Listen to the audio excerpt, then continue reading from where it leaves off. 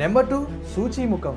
ఈ శిక్షను మనం మంచి చేయకపోయినా విధిస్తారు, లేదంటే తప్పుడు పనులు చేయటం ద్వారా, లేదంటే వేరే వాళ్ళ ఆస్తిని కాజేయటం ద్వారా మనం గనక ఆ ఆస్తిని సంపాదించినట్లయితే మనకి ఈ శిక్షను అయితే విధిస్తారు. ఈ శిక్షలోని భాగంగా కొన్ని నెయిల్స్ ని మన యొక్క నోటి లోపల ఉంచుతారు. అలా చేయటం వలన మన నాలుక మొత్తం కంప్లీట్ గా చీలిపోతుంది అండ్ నోటి లోపలికి ఎటువంటి పదార్థం కూడా వెళ్ళటానికి అవకాశం ఉండదు. ఆ టైంలో మనం విపరీతంగా బాధపడతాం, ఆకలి దాహం విపరీతంగా వస్తూ ఉంటుంది. అయినా కూడా మనకి ఏమీ ఇవ్వరు. అలా మనల్ని టార్చర్ పెడుతూనే ఉంటారు. కంటిన్యూస్ గా మన నోటిని చీల్చేస్తూ ఉంటారు. అలా మన శిక్షాకాలం పూర్తయ్యేంత వరకు కొనసాగిస్తూనే ఉంటారు. నెంబర్ 3, క్షారాకర్దం.